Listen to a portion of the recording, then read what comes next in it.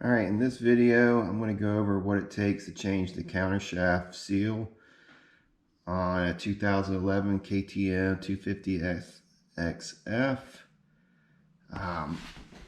Parts I'm going to use are here: 17mm socket kit I ordered online. I'll put the link down below.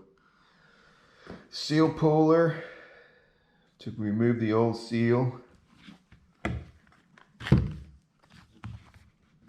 Go through what comes in the kit. I chose the kit instead of just the seal. Seal's a little bit cheaper, but basically I wanted the new seal, new O-ring, new spacer for the new seal lip, new bolts. I don't know how many times the old one had been torqued, spacer, and washer. So here's 17mm bolt, needs to be loosened.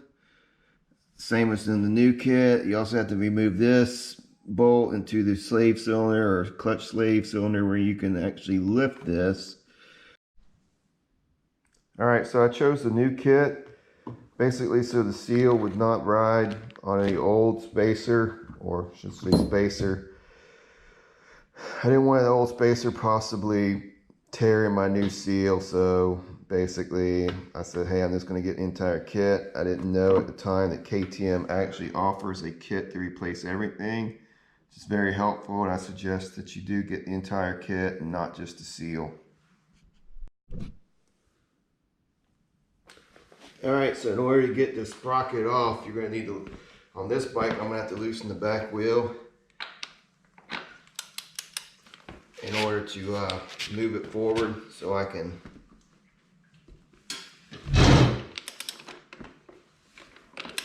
loosen the chain. Alright, I use 1.25" bolt there. It's actually 27mm, I believe, but I use 1.25" because it fits and it's 6-sided, less likely to strip, and it do a better job of grabbing the bolt. In addition, I have a 10mm and 13mm, so I can allow this to slide forward and slack the chain.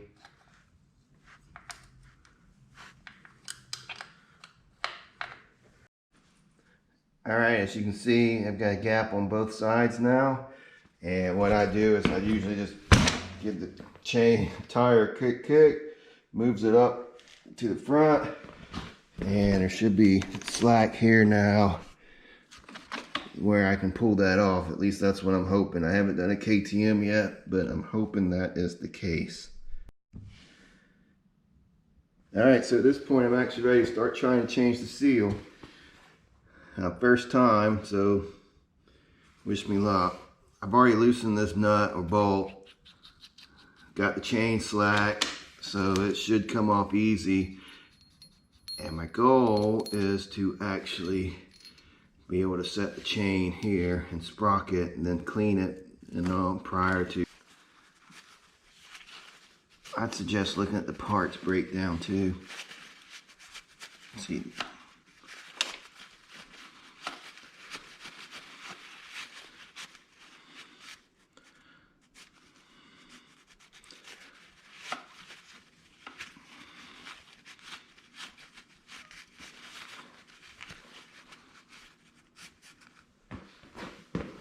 Also note the way that the spacer comes out.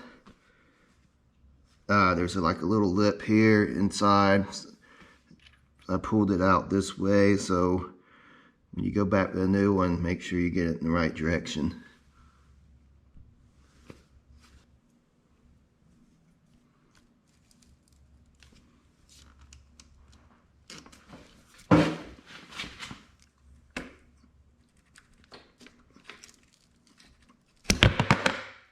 There you go. Didn't go as easy or as graceful as I wanted, but it did come off.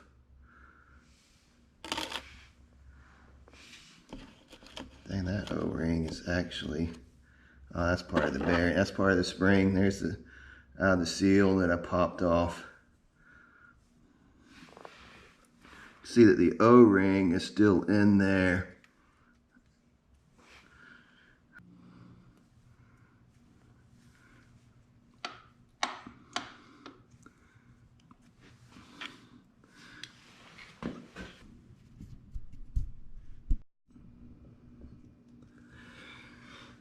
Okay, so I'm running out of battery. I'm going to try and get what I can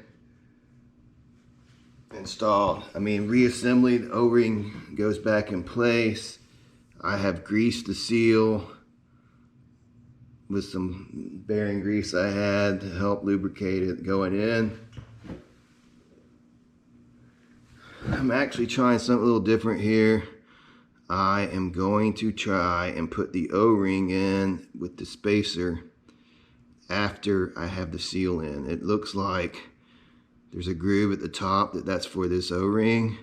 So I've already placed it in there. And if you look close, you can see that the O-ring should squeeze against that bearing face to seal. That's what I'm hoping.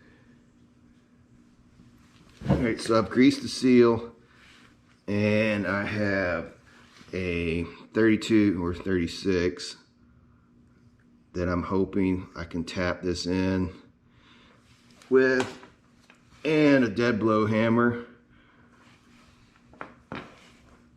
So seal face out, that's actually grease going across. So hopefully, oh yeah, this shouldn't be bad at all.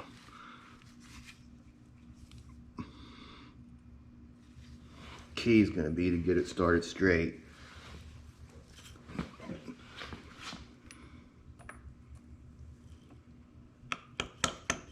So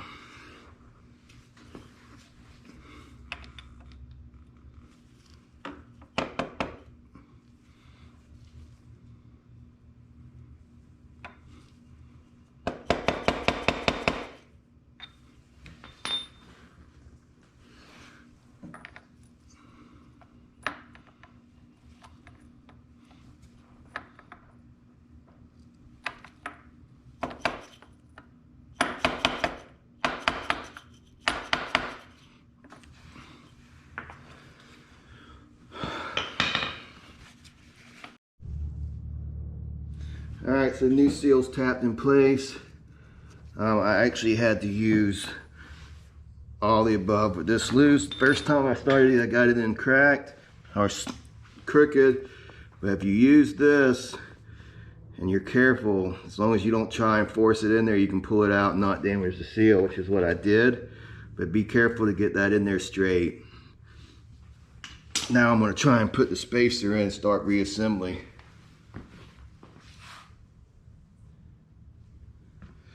Alright, so same thing here. I've got the outer greased, I got the O-ring greased, and like I said, I'm going to try and put this in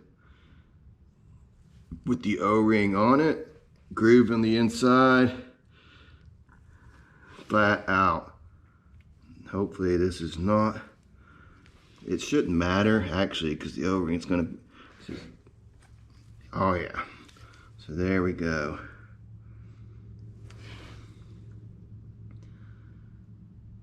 Reinstalled.